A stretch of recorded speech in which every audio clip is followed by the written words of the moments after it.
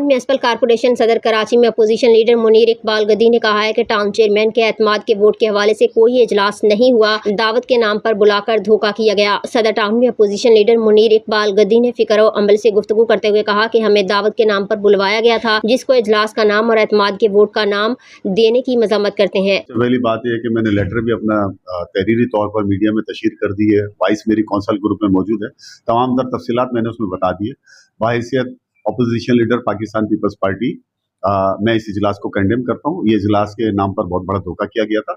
हमें ईद मिलन पार्टी कहकर बुलाया गया था और धोखे से हमारी तस्वीर ली गई और तस्वीर में जो हमारे हाथ हैं या हमें जो दिखाया जा रहा है वो इजहार यकजहती के तौर पर हमें वहाँ बैठाया गया था, ना कि नो वोट ऑफ कॉन्फिडेंस। देखिए जी, जी शऊर इंसान जो भी सियासी हो और कानूनी नुक्ता जानता हो तो उसको ये पता होता है किसी भी सरकारी इजलास के लिए एक एजेंडा होता है जो उसको दिया जाता है और वो भी कम से कम 7 रोज पहले उसकी इतला होती है, बाकायदा उसके लिए तमाम तैयारियां मुकम्मल की जाती है। हमें कोई एजेंडा नहीं दिया गया।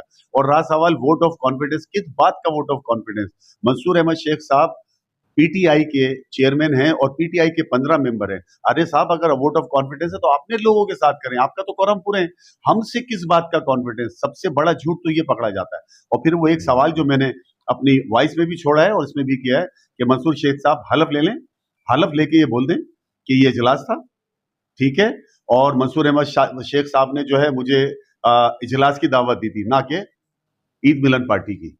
जो फोन पे दावत दी है मंसूर अहमद शेख साहब ने मुझे, मैं आ भी नहीं रहा था, उन्होंने मुझे कहा कि आ जाइए, इज़हार यकजहती हम सब एक साथ मिलकर बैठेंगे, ईद मिलन पार्टी है। मुनीर इकबाल गद्दी ने कहा कि टाउन चेयरमैन मंसूर शेख ने अरकान कौंसिल को धोखा दिया है, जिसके खिलाफ हम हर आला सतही फोरम पर जाएंगे। हम इस इजलास को कलअदम करवाने के लिए दरखास्त दायर करेंगे। देखिए, जो इसका मुतालिका डेकोरम है मैं तो उसके मुताबिक ही चलूंगा। कानून मुझे जिस चीज की इजाजत देता है, जो रास्ता दिखाता है, हर वो रास्ता मैं लूंगा।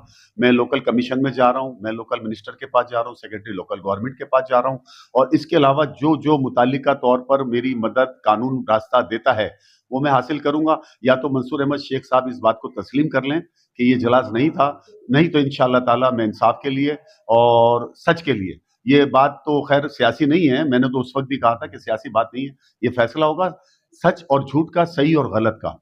तो इसके लिए मैं लड़ूंगा। और मैं एक बात और भी आपको बताता चलूं कि ये सरहन जो है ना हमारे साथ धोखा किया गया और पाकिस्तान पीपल्स पार्टी को जो है जिस तरह यहाँ पर हमारे मेंबर्स को इस्तेमाल किया गया है वो धोखे में रख के हमें किया गया है और हम इस इजलास को कंडेम करते हैं। किसी तौर भी ये इजलास नहीं था, ये वोट ऑफ कॉन्फिडेंस नहीं था। मैं समझता हूं नो वोट ऑफ कॉन्फिडेंस था जो मंसूर शेख ने लिया। तो मैं इसको अदम एतमाद कहता हूं। इतना डर, इतना खौफ और इतना धोखे से आपने लोगों से वोट लिए, आपको तो इखलाकी तौर पर सीट छोड़ देनी चाहिए। आप इखलाकी जवाब खत्म कर चुके हैं। मुनीर इकबाल गद्दी ने एक सवाल के जवाब में कहा कि चेयरमैन के खिलाफ अदम एतमाद की तहरीक से पीपल्स पार्टी का कोई ताल्लुक नहीं। ऐसी बातें चेयरमैन की अपनी पार्टी के लोग कर रहे हैं। हमें जो अपनी पार्टी हुक्म देगी हम वही करेंगे। हमारी पोजीशन सीधी, साफ और वाज़ेह है, 2 और 2 4 की तरह। हम पाकिस्तान पीपल्स पार्टी के मेंबर्स हैं। जैसा हमारी पार्टी हिदायत देगी, साथ रहना है या साथ छोड़ना है, कहाँ रहना है, कहाँ नहीं रहना है, किसे वोट देना है, किसे नहीं देना है, वो हमारा फैसला पाकिस्तान पीपल्स पार्टी की तंजीम करेगी।